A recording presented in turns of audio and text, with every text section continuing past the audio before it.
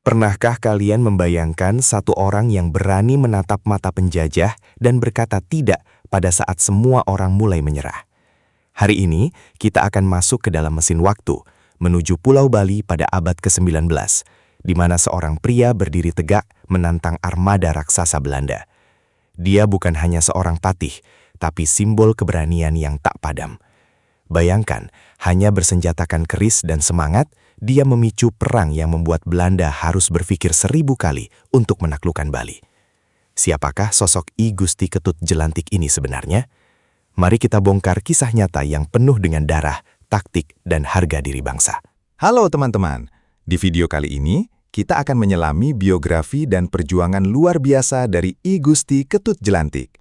Kita tidak hanya akan bicara soal tanggal dan tahun, tapi soal perasaan, strategi perang yang jenius, dan bagaimana hak tawan karang menjadi pemicu ledakan besar di Bali Utara. Kalian akan melihat bagaimana seorang pemimpin mampu menggerakkan ribuan rakyat untuk melawan ketidakadilan. Jangan berkedip, karena setiap detik dari kisah ini adalah bukti bahwa keberanian itu menular. Mari kita mulai perjalanan sejarah ini bersama-sama. Semua ini berawal di Kerajaan Buleleng, sebuah kerajaan yang kuat di pesisir utara Bali. I Gusti Ketut Jelantik menjabat sebagai Patih Agung, posisi yang sangat krusial di bawah Raja Buleleng, I Gusti Ngurah Made Karangasem. Jelantik dikenal bukan hanya karena loyalitasnya, tapi juga karena kecerdasannya dalam diplomasi dan militer. Pada masa itu, Bali masih berdaulat penuh, tidak seperti wilayah Nusantara lainnya yang mulai jatuh ke tangan VOC. Kehidupan di Buleleng sangat dinamis dengan perdagangan pelabuhan yang ramai. Namun awan mendung mulai mendekat dari arah barat. Salah satu aturan adat yang paling membuat Belanda kesal adalah hak tawan karang. Ini adalah aturan kuno di mana raja-raja Bali berhak menyita seluruh muatan kapal yang karam di perairan mereka. Bagi masyarakat Bali, ini adalah hak kedaulatan. Tapi bagi Belanda, ini adalah perampokan legal yang merugikan bisnis mereka. Ketegangan memuncak ketika kapal-kapal Belanda mulai karam dan kargonya diambil oleh pihak kerajaan. Belanda menuntut ganti rugi, namun I Gusti Ketut Jelantik berdiri di depan raja dan menolak mentah-mentah tuntutan tersebut dengan kata-kata yang legendaris. Jelantik pernah berucap, "Selama saya masih hidup, hak ini tidak akan pernah dihapus." Pernyataan ini adalah tantangan terbuka bagi pemerintah Hindia Belanda. Dia melihat tuntutan Belanda bukan soal uang, tapi soal penghinaan terhadap martabat kerajaan Bali. Belanda yang dipimpin oleh Gubernur Jenderal J.J. Okhuysen merasa harga diri mereka dipertaruhkan. Mereka tidak terbiasa mendengar kata tidak dari penguasa lokal di Nusantara. Diplomasi pun buntu, dan aroma mesiu mulai tercium di sepanjang garis pantai Buleleng yang biasanya tenang. Tahun 1846 menjadi titik balik. Belanda mengirimkan ekspedisi militer pertama mereka ke Bali dengan kekuatan yang sangat besar pada masanya. Puluhan kapal perang dan ribuan tentara bersenjata lengkap dikerahkan untuk menghukum Buleleng. Mereka mengira Bali akan jatuh dalam hitungan hari, seperti yang terjadi di banyak tempat lain. Namun, mereka tidak memperhitungkan sosok Jelantik. Sang Patih sudah menyiapkan rakyatnya, bukan hanya tentara profesional, tapi setiap laki-laki dan perempuan yang mampu memegang senjata untuk membela tanah kelahiran mereka. Pertempuran pertama meletus di pelabuhan Buleleng. Meriam Belanda membombardir pesisir pantai tanpa henti, menghancurkan bangunan dan membakar rumah-rumah warga. Namun, alih-alih lari ketakutan, pasukan Jelantik memberikan perlawanan sengit dari balik barikade. Jelantik menggunakan taktik gerilya yang merepotkan Belanda, yang terbiasa dengan perang terbuka di lapangan luas. Meskipun pada akhirnya Buleleng jatuh secara fisik, Jelantik dan pasukannya tidak menyerah. Mereka mundur ke arah pegunungan, menuju sebuah desa terpencil yang kelak akan menjadi legenda, Jagaraga. Mundurnya Jelantik ke Jagaraga bukanlah sebuah kekalahan, melainkan sebuah rencana strategis. Di sana, dia membangun benteng yang sangat kokoh dengan parit-parit pertahanan yang dalam dan jebakan bambu runcing yang mematikan. Dia tahu bahwa Belanda akan datang kembali dengan kekuatan lebih besar, jadi dia memanfaatkan waktu tenang untuk memperkuat pertahanan. Rakyat dari berbagai penjuru Bali mulai berdatangan untuk bergabung dengan Jelantik. Mereka membawa logistik, senjata, dan yang paling penting, semangat untuk merdeka. Belanda mengira perang sudah berakhir setelah mereka menguasai ibu kota Buleleng. Mereka memaksa Raja Buleleng menandatangani perjanjian damai yang sangat merugikan. Namun, Jelantik secara diam-diam terus mengabaikan isi perjanjian itu. Dia terus memperkuat Jagaraga dan menolak untuk membubarkan pasukannya. Belanda pun menyadari bahwa selama Jelantik masih memiliki kekuatan di pedalaman, kekuasaan mereka di Bali tidak akan pernah stabil. Inilah yang memicu Belanda untuk mengirimkan ekspedisi militer kedua pada tahun 1848. Ekspedisi kedua ini dipimpin oleh Jenderal Van der Wijk. Dia membawa pasukan yang lebih elit dan perlengkapan perang yang lebih modern. Mereka sangat percaya diri bisa menghancurkan benteng Jagaraga dalam waktu singkat.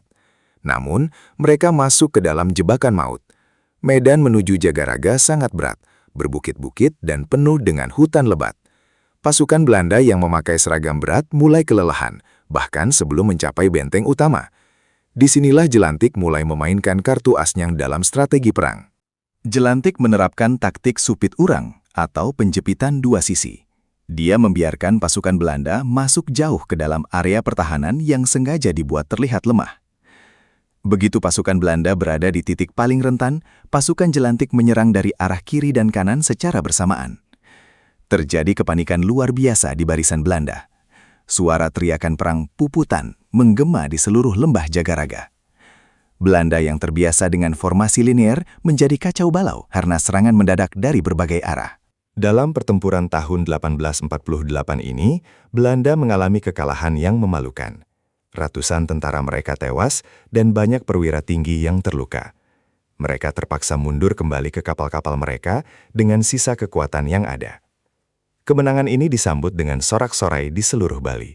Nama I Gusti Ketut Jelantik semakin harum sebagai pahlawan yang tak terkalahkan.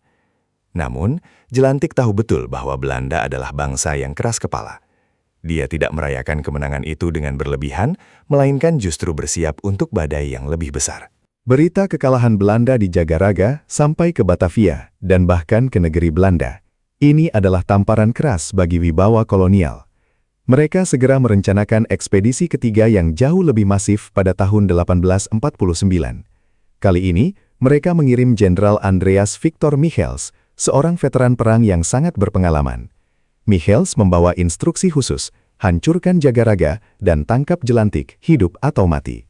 Persiapan Belanda kali ini sangat matang, termasuk membawa tenaga medis dan logistik yang cukup untuk pengepungan jangka panjang.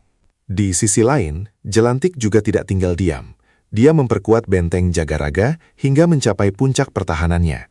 Dia menanam ribuan ranjau bambu dan membuat parit yang lebih dalam. Dia juga menjalin aliansi dengan kerajaan-kerajaan lain di Bali, seperti Karangasem dan Klungkung. Persatuan ini sangat penting, karena Jelantik sadar bahwa Buleleng tidak bisa berdiri sendiri melawan kekuatan global Belanda. Seluruh Bali kini berada dalam ketegangan tinggi, menunggu konfrontasi final yang akan menentukan nasib Pulau Dewata tersebut. April 1849, ekspedisi ketiga Belanda tiba. Kali ini, jumlah tentara mereka mencapai lebih dari 15.000 orang, didukung oleh armada laut yang sangat kuat. Mereka belajar dari kesalahan sebelumnya dan tidak lagi terburu-buru masuk ke jebakan Jelantik. Belanda mulai melakukan pengepungan sistematis. Mereka menggunakan meriam-meriam jarak jauh untuk menghancurkan dinding benteng dari kejauhan. Suasana di Jagaraga mencekam. Dentuman meriam terdengar siang dan malam, menghancurkan apa saja yang ada di jalurnya. Pertempuran di Jagaraga kali ini berlangsung sangat berdarah. Pasukan Jelantik bertahan dengan gigih. Setiap jengkal tanah dipertahankan dengan nyawa. Belanda melakukan serangan gelombang demi gelombang, namun selalu bisa dipukul mundur oleh keberanian pasukan Bali yang dipimpin langsung oleh Jelantik. Namun, keunggulan teknologi senjata Belanda mulai menunjukkan hasilnya. Dinding benteng perlahan-lahan runtuh. Korban di pihak Bali mulai berjatuhan dalam jumlah besar, namun semangat puputan, bertempur sampai titik darah penghabisan, tetap membara di dada setiap pejuang.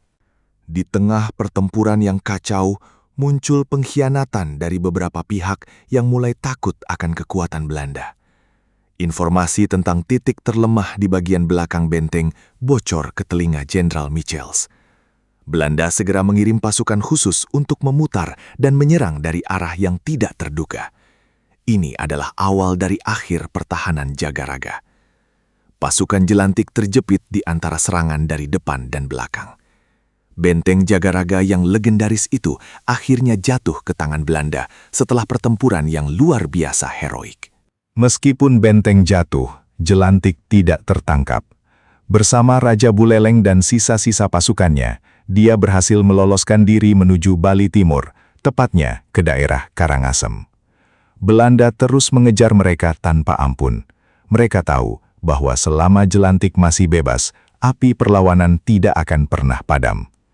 Jelantik terus menggerakkan perlawanan gerilya di pegunungan, membuat pasukan Belanda tidak pernah merasa aman meskipun mereka sudah menguasai kota-kota besar. Ini adalah masa-masa paling sulit bagi Sang Patih. Selama pelarian ini, Jelantik tetap menunjukkan karismanya. Dia menyemangati pasukannya bahwa meskipun mereka kehilangan tanah, mereka tidak kehilangan kehormatan. Dia terus mencari cara untuk menggalang kekuatan kembali. Namun, kondisi semakin mendesak. Pasukan Belanda yang dipimpin Michiels terus merangsek masuk ke jantung pertahanan Karangasem. Puncaknya terjadi di wilayah perbukitan sekitar Gunung Batur. Disinilah takdir akhir dari Sang Patih Pemberani akan ditentukan dalam sebuah peristiwa yang menyedihkan sekaligus agung.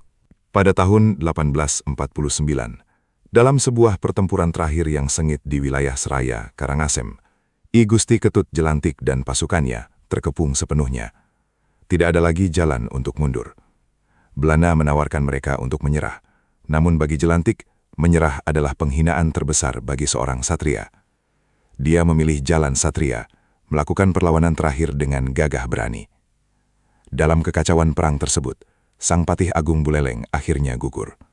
Beberapa sumber menyebutkan dia melakukan puputan, sementara yang lain menyebut dia gugur dalam kontak senjata langsung.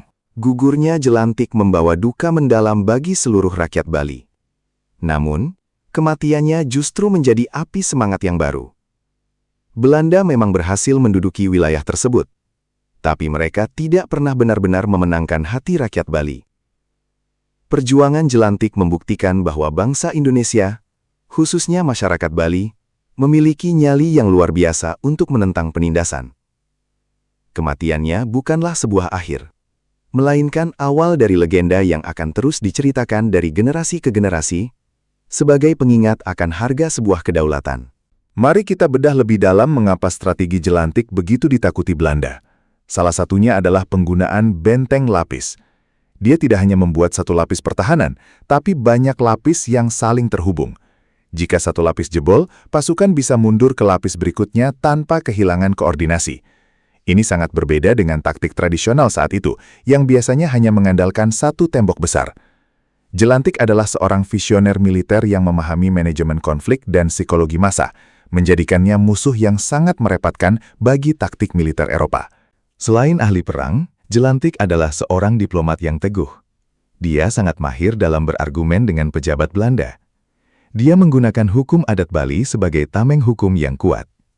Setiap kali Belanda mencoba menggunakan argumen hukum internasional versi mereka, Jelantik selalu membalasnya dengan logika kedaulatan lokal yang tak terbantahkan. Hal ini sering membuat negosiator Belanda merasa frustasi, karena mereka tidak bisa dengan mudah menjustifikasi invasi mereka di mata dunia internasional saat itu. Kehidupan pribadi Jelantik juga mencerminkan nilai-nilai luhur ksatria Bali. Meskipun dia memiliki kekuasaan besar sebagai patih, dia hidup dengan sederhana dan selalu dekat dengan rakyatnya. Dia sering turun langsung ke parit-parit pertahanan untuk makan bersama para pejuang lainnya. Kedekatan inilah yang membuat pasukannya begitu setia padanya, bahkan ketika mereka tahu bahwa peluang untuk menang melawan Belanda sangatlah tipis. Kesetiaan ini tidak bisa dibeli dengan uang, melainkan didapat melalui keteladanan yang nyata. Jangan lupa pengaruh I Gusti Ketut Jelantik terhadap seni dan budaya Bali. Kisah kepahlawanannya sering diangkat dalam tarian dan pementasan wayang kulit. Dia digambarkan sebagai sosok yang gagah dengan udeng khasnya yang sedikit miring, simbol dari sifatnya yang cerdik dan tak terduga. Melalui seni, nilai-nilai perjuangannya tetap hidup hingga hari ini, mengajarkan anak-anak muda di Bali tentang pentingnya menjaga identitas dan tidak tunduk pada kesewenang-wenangan, apapun bentuknya. Pada tahun 1993, pemerintah Indonesia secara resmi menetapkan I Gusti Ketut Jelantik sebagai pahlawan nasional. Ini adalah pengakuan tertinggi atas jasa-jasanya yang luar biasa. Namanya kini diabadikan sebagai nama jalan di berbagai kota di Indonesia, terutama di Bali. Namun, lebih dari sekedar nama jalan, warisan aslinya adalah semangat perlawanan yang cerdas. Dia mengajarkan kita bahwa dalam menghadapi musuh yang jauh lebih kuat, kita harus menggunakan kecerdasan, persatuan, dan keyakinan akan kebenaran perjuangan kita. Jika kita renungkan kembali, kisah Jelantik adalah pengingat bahwa kemerdekaan yang kita nikmati hari ini dibayar dengan harga yang sangat mahal. Ribuan nyawa melayang di tanah Jagaraga demi memastikan anak cucu mereka tidak menjadi budak di tanah sendiri. Kisah ini bukan hanya tentang masa lalu, tapi tentang inspirasi untuk masa depan. Di zaman sekarang, perang kita mungkin berbeda, tapi semangat kesatria Jelantik untuk tidak pernah menyerah pada keadaan tetap relevan bagi kita semua dalam menghadapi tantangan hidup apapun. Banyak yang bertanya, apa jadinya jika Jelantik tidak melawan? Mungkin Bali akan jatuh lebih awal dan kehilangan banyak identitas budayanya karena asimilasi paksa Belanda. Perlawanan Jelantik memberikan waktu bagi Bali untuk tetap mempertahankan harga dirinya. Keberaniannya memberikan pesan kuat kepada penjajah bahwa Bali bukan sekedar pulau indah, tapi pulau yang dihuni oleh para ksatria yang siap mati demi prinsip. Ini adalah warisan moral yang tak ternilai harganya bagi bangsa Indonesia secara keseluruhan. Sebagai penutup, kisah I Gusti Ketut Jelantik adalah salah satu bab paling heroik dalam sejarah Nusantara. Dari pesisir Buleleng hingga lereng Gunung Batur, jejak perjuangannya terukir abadi. Dia adalah bukti nyata bahwa satu orang dengan tekad yang bulat mampu menggetarkan sebuah imperium besar. Terima kasih sudah menyimak kisah luar biasa ini. Semoga semangat Sang Patih Agung Buleleng ini bisa memberikan inspirasi bagi kita semua untuk selalu berdiri tegak demi kebenaran dan keadilan dimanapun kita berada. Nah, itu tadi kisah epik dari sang pahlawan I Gusti Ketut Jelantik. Bagaimana menurut kalian tentang strategi supit urangnya? Tulis pendapat kalian di kolom komentar ya. Jangan lupa like video ini kalau kalian suka konten sejarah seperti ini. Dan bagikan ke teman-teman kalian agar semakin banyak yang tahu tentang pahlawan kita. Jangan lupa like dan subscribe untuk update seru lainnya. Sampai jumpa di video selanjutnya. Tetaplah bangga dengan sejarah bangsa kita.